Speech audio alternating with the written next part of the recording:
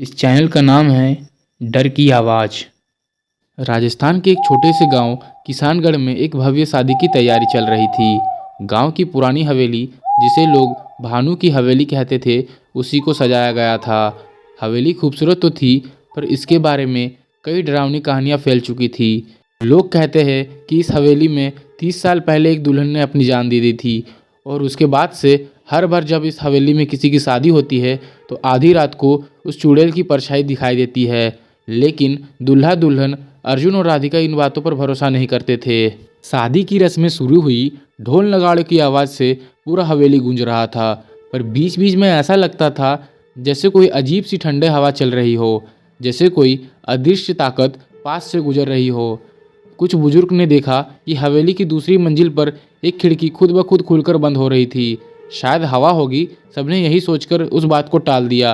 पर राधिका की सहेली मीरा को ऐसा लगा जैसे कोई उसे ऊपर से घूर रहा हो। शादी पूरा होने के बाद अर्जुन और राधिका को एक पुराने कक्ष में भेज दिया गया।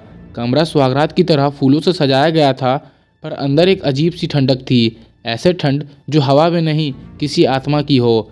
राधिका ने जैसे ही दहलीज पार की, उसे लगा कि उसके पैरों के नीचे फर्श थोड़ा सा कांप गया हो। अर्जुन ने कहा, तुम थोड़ा थक गई हो ऐसा लगता है। पर राधिका के मन में कुछ गड़बड़ थी। और फिर अचानक कमरे के कोने में आईना खुद ब खुद खड़कने लगा, जैसे उसमें कोई आत्मा कैद हो और बाहर आने की कोशिश कर रही हो। रात के करीब 2 बजे अर्जुन गहरी नींद में सो रहा था। राधिका की अचानक आँख खुलती है। उसने देखा कि कमरे की सारी मोमबत्तियाँ खुद ब खुद बुझ गई और कमरा काला पड़ चुका था।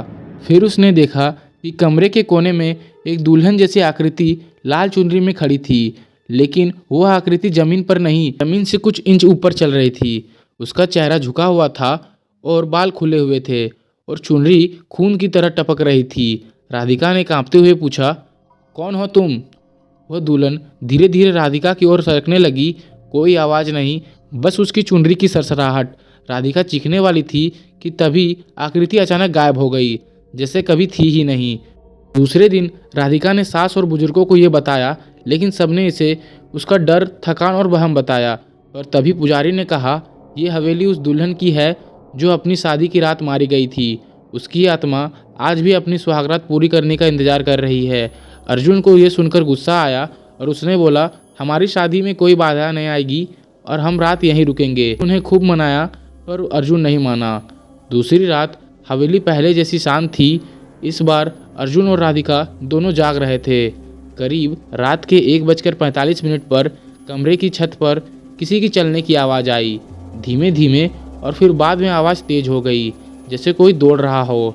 अर्जुन ने ऊपर देखा, छत पर किसी के पैरों के निशान बन रहे थे, जैसे कोई उल्टा चल रहा हो।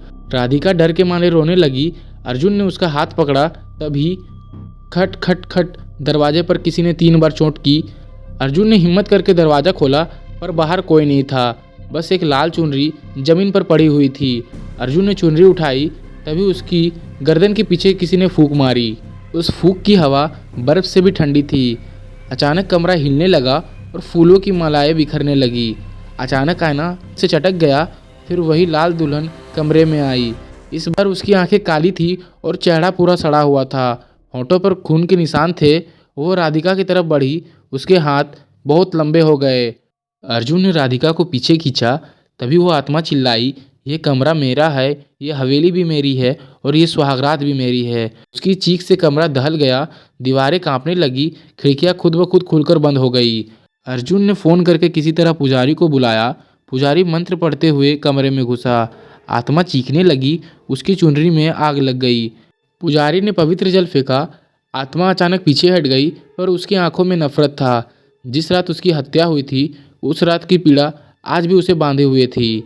कई घंटों का मंत्रचार चलता रहा। आखिरकार आत्मा धीरे धीरे धुएं में बदलकर हवेली की दीवारों में समा गई। जांच में पता चला कि 30 साल पहले हवेली में रहने वाले एक जालिम आदमी ने अपनी बहू को मार डाला था। उसकी आत्मा उसी दिन से हवेली में भटक रही है और अपनी अधूरी रात पूरा करने के इंतज़ार में। अर्जुन और राधिका को दूसरी जगह ले जाया गया।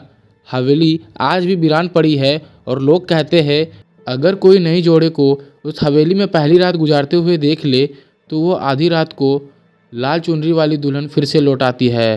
तो दोस्तों, अगर आपको ये कहानी अच्छी लगी तो इस वीडियो को लाइक करके मेरे चैनल को सब्सक्राइब कर दे। मिलते हैं नेक्स्ट वीडियो में, तब तक के लिए बाय बाय, टेक केयर।